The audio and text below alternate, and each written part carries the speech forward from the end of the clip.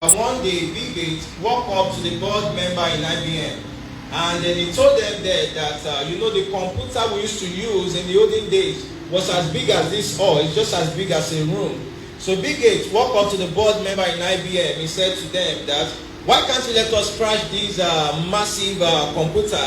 Why can't you let us compress it in a smaller form? But the fact is, the board member, they disregard his idea. Somebody say disregard. They disregard his idea. In fact, they disbelieve his idea. And then what we are trying to say in essence is, majority of us here have a brand, or you have an idea, you are trying to push something into the market. But the fact is, along the way, while you're trying to do that, some people might actually come to meet you that thing is not possible. That is not that thing cannot actually fly. Those ones are just trying. Those are the voice trying to disregard your ideas, or disregard or disbelieve your idea. They did that to Bill Gates. But after some time, Bill Gates resigned from IBM and he went to his garage. He was trying to come up with a lot of conceptions and ideas and all of that. So he came up with the idea of Microsoft. So today, I can carry a system around. Why? Because somebody made that happen by overcoming conventional thinking or traditional thinking pattern of the what? Of the society. So please, if you understand the point, just say hi. Hi. I read a story some times ago about the foremost former American president. His name is called Abraham Lincoln. Abraham Lincoln is one of the foremost former American presidents. He actually vied for the office of the president for maybe 7 or 8 consecutive times. Now, that's his idea. That is, let me say, his ideology. But people try to tell him off. They said, you've tried for the first time, it's not working. Why can't you quit? But you know why? This guy never gave up. This guy never what? He never gave up.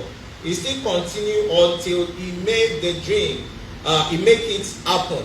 You know, this Abraham Lincoln used to slip out of the White House on every Wednesday evening to go listen to one of his friends. His friend is called Philip Gully. He's a reverend in one of the Presbyterian church in New York. So Mr. Abraham Lincoln, on every Wednesday evening, he will slip out to go listen to Mr. Reverend Gully. Now, on this particular Wednesday, after the teaching of the day, on their way going back to the White House, one of the aides said to Mr. Abraham Lincoln, he said, sir, how was the teaching of Philip Gully? He said the teaching was eloquent, it was elegant, it was in fact fantastic. It shows that Gully put a lot of time into the message. And then along the way, another aide said, sir, how was the teaching of Reverend Philip Gully? He said the teaching was a bit shaky. So majority of them were confused. They said, sir, you said earlier on that the teaching was elegant, eloquent, and was so massive. How come you are saying it's shaky again?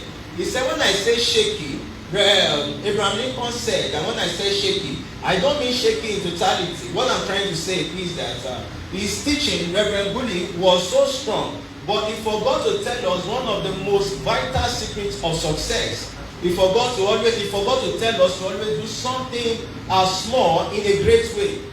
He forgot to tell us to always do something small in a great way. What we are trying to say is this.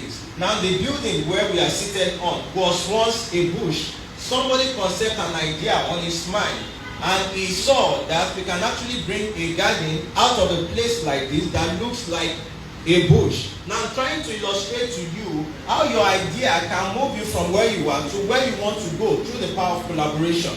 Are you with me? If you are with me, just say hi. Hi. Now, this guy, somebody saw, like I said earlier on, saw a bush. This place was once a bush, like I said. Somebody conceived an idea and he saw that we can actually bring a garden out of this place. Now, in the process of doing that, you will need to consult the architect. Those architects will need to draw out a blueprint, or they will try to draw a graphics. But in the process, I can bet you that somebody might then come and tell the guy that, what are you trying to do? This place, how can you actually bring a garden out of this place? Can't you see the bush? Can't you see everything? The world was like that initially.